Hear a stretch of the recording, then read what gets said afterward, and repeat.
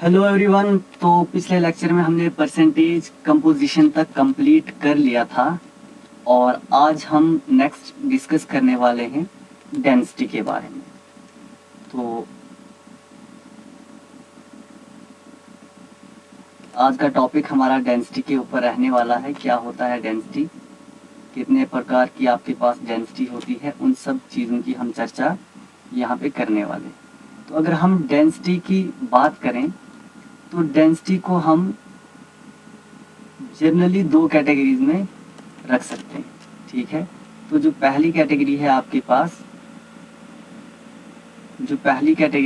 पास वो है absolute density.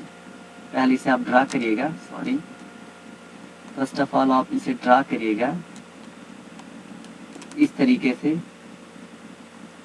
जी, पहली कैटेगरी है आपके पास। जी, अब हम स्टार्ट करते हैं। तो जो पहली कैटेगरी है हमारे पास वो है एब्सोल्यूट डेंसिटी। एब्सोल्यूट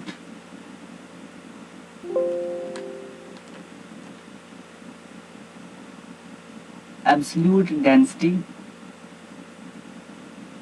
और जो नेक्स्ट है आपके पास वो है आपके पास रिलेटिव डेंसिटी।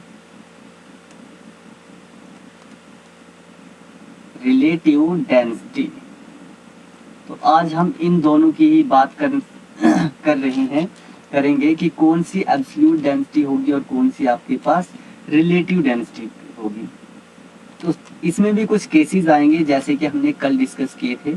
सबसे पहले बात करेंगे हम केस फर्स्ट की। तो पहला केस है आपके पास सॉलिड्स और लिक्विड्स के लिए, सॉलिड्स एंड लिक्विड्स। पहला केस है आपके पास सॉलिड्स और लिक्विड्स के लिए। तो सबसे पहले हम डिस्कस करेंगे एब्सोल्यूट डेंसिटी।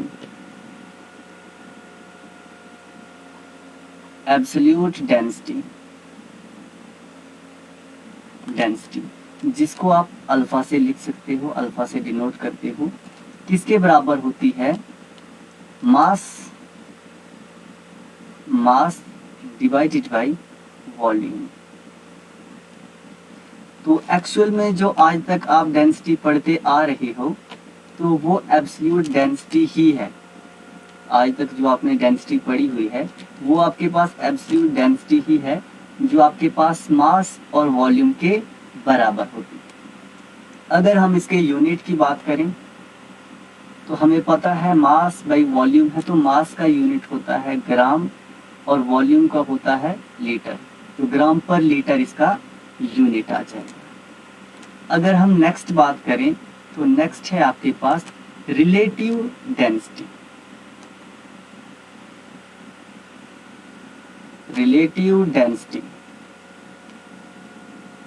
अगर हम रिलेटिव डेंसिटी की बात करें तो ये एज सच हमारे पास कोई फिक्स नहीं होती है। इसमें हम रिलेट करते हैं किसी भी मॉलिक्यूल के साथ, ठीक है। इसका फॉर्मूला आ जाएगा आपके पास density of substance divided by density of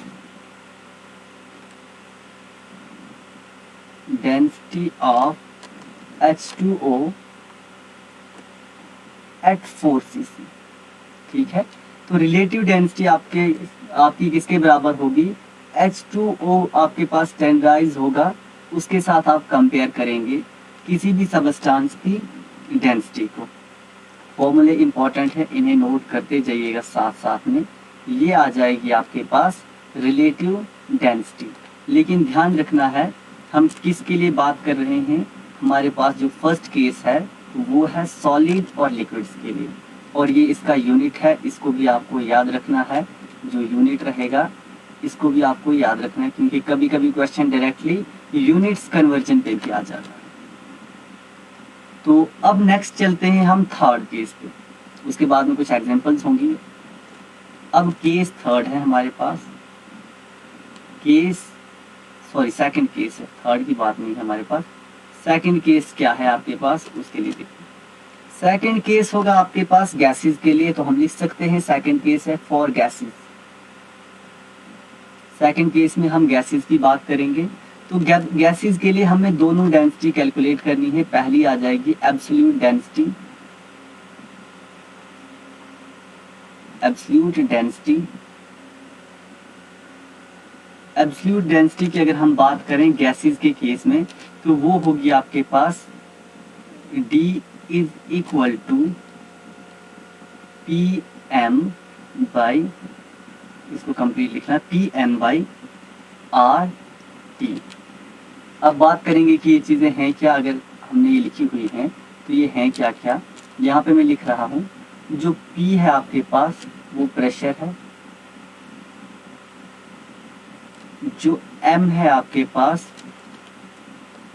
तो M होगा आपके पास मास, M होगा आपके पास मास, और जो R है आपके पास, ये है आपके पास गैस कांस्टेंट, गैस कांस्टेंट, और जो T है आपके पास वो है टेम्परेचर, टेम्परेचर, और जो B है आपके पास वो है डेंसिटी। इस तरीके से इन चीज़ों को आपने याद रखना है। तो ये फॉर्मूला है। ये फॉर्मूला कहाँ से डिराइव हुआ है? आपने आइडियल गैस इक्वेशन पढ़ी होगी जिसका फॉर्मूला था PV is equal to nRT। तो ये इक्वेशन आपके पास वहाँ से ही डिराइव की गई है। ये एक आइडिया सा था हल्का सा आपके पास। तो अब हम चलते हैं नेक्स्ट अपना, पहले इस फॉर्मूले को नोट कर लीजिएगा। अब अगर हम बात करें रिलेटिव डेंसिटी की, नेक्स्ट है आपके पास रिलेटिव डेंसिटी। ये रिलेटिव डेंसिटी आपके पास किसके बराबर, ठीक है।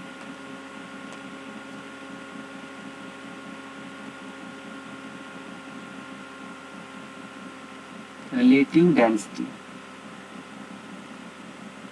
हम गैसेस के लिए पढ़ रहे हैं, तो ध्यान रखना है कि हम गैसेस की बात कर रहे हैं तो गैस की बात होगी। इसको मैं शॉर्टकट में RD से लिखूंगा, रिलेटिव डेंसिटी किसके बराबर होती है। इसका थोड़ा सा डेफिनेशन भी लिख लूं। डेफिनेशन होता है density of gas, density of gas, gas with respect to another gas at constant temperature and pressure। यानी कि रिलेटिव डेंसिटी में आप क्या करते हो, जो डेंसिटी कैलकुलेट होती है वो दूसरे गैस की डेंसिटी दूसरे गैस के कंपैरिजन में कंपेयर की जाएगी। लेकिन कंडीशन ये है कि आपके पास जो टेम्परेचर है और प्रेशर है वो दोनों के दोनों कांस्टेंट होने चाहिए। तो अगर इसमें मैं फॉर्मूले की बात करूं कि फॉर्मूला क्या होगा, तो फॉर्मूला कुछ इस तरीके से होगा। यहाँ पे मैं फॉर्मूला लिख लेता हूँ, अगर आपने डेफिनेशन लिख लिया होगा। D is equal to PM by RT के बराबर होगा आपके पास, RT के बराबर। तो चलिए पहले आप इसको देख लीजिए, उसके बाद में हम आगे बात कर रहे थे। तो हम रिलेटिव डेंसिटी की बात कर रहे थे, जिसमें हमने ये पता लगाया कि जो डेंसिटी होती है वो किसके बराबर होती है, PM बाई RT के बराबर। तो यहाँ पे तीन चीज़ें हमारे पास कांस्टेंट हैं। अगर मैं बात करूँ इन तीन चीज़ों की, तो ये आपके पास कांस्टेंट हैं। तो यहाँ से हमारे पास एक सीधा सा रिलेशन निकल कर आता है। वो रिलेशन ये है कि हमारे पास जो डेंसिटी होगी वो डायरेक्टली प्रोपोर्शनल हो सकती है मास के। लेकिन किस कंडीशन पे? कंडीशन ये है कि आपके पास टेम्परेचर और प्रेशर कांस्टेंट होना चाहिए। यहाँ पे लिख सकते हो eight constant pressure and temperature. ये चीज़ बहुत ही इंपॉर्टेंट है, ये आपको याद रखना है कि टेम्परेचर और प्रेशर आपके पास कांस्टेंट होना चाहिए। अगर इसका मैं फर्दर और रिलेशन निकालने की कोशिश करूं, तो देखो दोनों गैसेस की डेंसिटी की बात हो रही थी एक दूसरे के रेस्पेक्ट में। तो मैं लिख सकता हूं D1 by D2 is equal to हो जाएगा आपके पास M1 बाई M2। तो ये आपके पास सीधा सीधा एक नई इक्वेशन रिलेटिव डेंसिटी के लिए निकल कर सामने आती है। तो अब नेक्स्ट आपके पास एक इम्पोर्टेंट टॉपिक है, इसके ही रिलेटेड है, जिसमें हम बात करने वाले हैं वेपर डेंसिटी की। ठीक है, वेपर डेंसिटी की। वेपर डेंसिटी की। वेपर डेंसिटी किसके बराबर होता है? पहले इसका थोड़ा सा स्टेटमेंट लिखिए। The density of gas, the density of gas with respect to H2 gas, H2 gas at constant temperature and pressure। पिछले वाले की अगर हम बात करें तो हम दोनों गैसेस की डेंसिटी को एक दूसरे के साथ कंपेयर कर रहे थे, लेकिन यहाँ पे क्या है, आप हाइड्रोजन गैस की डेंसिटी के साथ कंपेयर करोगे। यहाँ पे शॉर्टकट में अगर मैं वेपर डेंसिटी के लिए अगर Vd लिख लूँ तो जो Vd होगी हमारे पास, यानी कि जो वेपर डेंसिटी है वो हमारे पास होगी m1 बाई mH2, यानी कि A किसी गैस का मास और हाइड्रोजन गैस का मास। हमें पता है हाइड्रोजन गैस का जो मास होता है वो 2 के बराबर होता है, तो यहाँ से सीधा सीधा हमारे पास जो वैल्यू आ जाएगी वो आ जाएगी m1 बाई 2 के बराबर। तो यहाँ से आपके पास एक थर्ड रिलेशन निकल कर सामने आता है। अब इन फॉर्मूलों को आपने याद रख लेना है, या अब हम, ताकि आप क्वेश्चन को सॉल्व कर पाओ, तो अब हम एक क्वेश्चन करते हैं या 2-3 क्वेश्चंस करते हैं। क्वेश्चन नंबर 1 क्या है? Question number 1, find the density of, find the density of methane, यानी कि CH4 methane with respect to O2 at constant pressure and temperature। आपने मीथेन की डेंसिटी निकालनी है किसके रेस्पेक्ट में? ऑक्सीजन के रेस्पेक्ट में, कांस्टेंट टेम्परेचर और कांस्टेंट प्रेशर। तो सिंपल सी बात है, आपने रिलेटिव डेंसिटी निकालनी है, तो रिलेटिव डेंसिटी के फॉर्मूले की तरफ हम चलते हैं।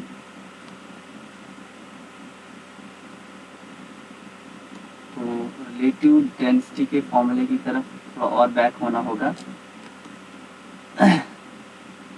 कहाँ गई ये वाली नहीं, सॉरी, कहाँ पे, कहाँ है ये भी नहीं था, ये भी नहीं था, कहाँ पे रह गया? हाँ ये वाला, ठीक है, ये वाले फॉर्मूला हमें अप्लाई करना है। ठीक है, इसलिए आप वैल्यूज को कैलकुलेट कर पाओगे। तो जो रिलेटिव डेंसिटी होगी आपके पास, relative density is equal to m1 by m2। ठीक है, अब क्या करना है आपने, सिंपल इनके जो मासेस हैं उनके साथ कंपेयर करना है। ठीक है, अगर हम इसके मास की बात करें, जो m1 है आपके पास वो CH4 का मास होगा, और जो m2 है आपके पास वो O2 का मास होगा। तो अगर रिलेटिव डेंसिटी की हम बात करें तो वो आ जाएगी हमारे पास, इसके मास को कैलकुलेट करो, 12 प्लस 4 इज इक्वल टू 16। इसकी बात करें तो 16 प्लस 16 इज इक्वल टू 32। तो इसका आ जाएगा आपके पास 16 बाई 32। चाहो तो कैलकुलेट कर सकते हो 1/2।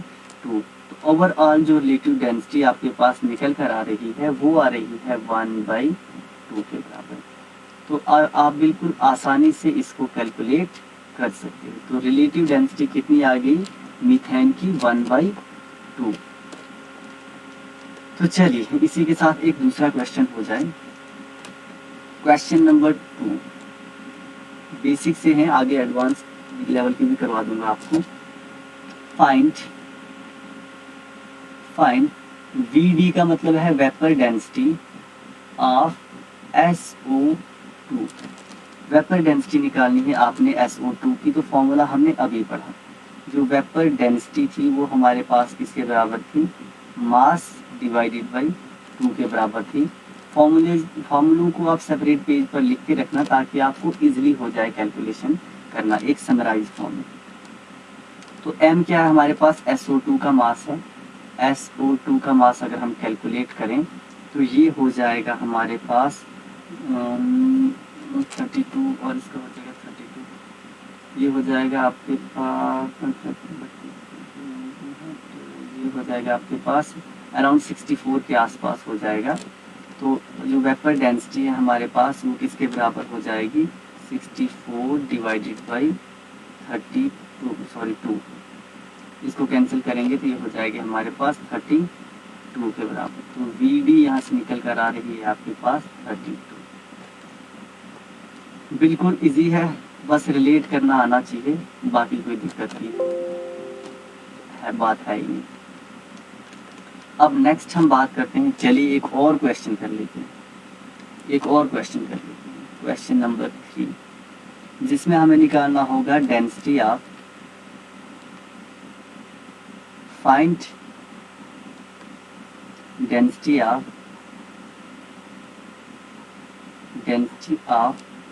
SO2 with respect to CH4, ही ले लेते हैं जो हमने अभी लिया है, at constant pressure and temperature. आपने क्या निकालनी है, SO2 की डेंसिटी निकालनी है CH4 के रेस्पेक्टिव। तो फर्स्ट वाला फॉर्मूला है आपके पास, जो आपके पास रिलेटिव डेंसिटी होगी किसके बराबर होगी, molecular weight of SO2 divided by molecular weight of CH4 which is equal to RD आपके पास आ जाएगा। SO2 का हमने अभी निकाला 64 था, ठीक है, तो इसका भी हमने अभी निकाला वो था 16, ठीक है, इस तरीके से। अब अगर हम इसको फर्दर कैलकुलेट करें तो यहाँ से कुछ कैलकुलेशन पॉसिबल हैं। 16 1 + 16 हो जाएगा और 16 4 = 32 हो जाएगा। तो हम यहाँ पे रिलेटिव डेंसिटी की अगर बात करें तो जो RD है हमारे पास वो निकल कर आ रहा है 4 सामने। इस तरीके से आप आराम से इसे भी कैलकुलेट कर सकते हैं। काफ़ी इजी है, सिंपल है, बस आपको कैलकुलेट करना आना चाहिए। तो आई होप आप लोगों के लिए ये वीडियो बेनिफिशियल रहा होगा। तो आज का इस वीडियो को हम यहाँ पे ही ख़त्म करते हैं। तो नेक्स्ट टॉपिक पे चलेंगे। नेक्स्ट टॉपिक होगा आपके पास एटॉमिक मास के रिलेटेड, एवरेज एटॉमिक मास के रिलेटेड। तो आई होप आप चीज़ों को समझ पाए होंगे। तो थैंक यू सो मच।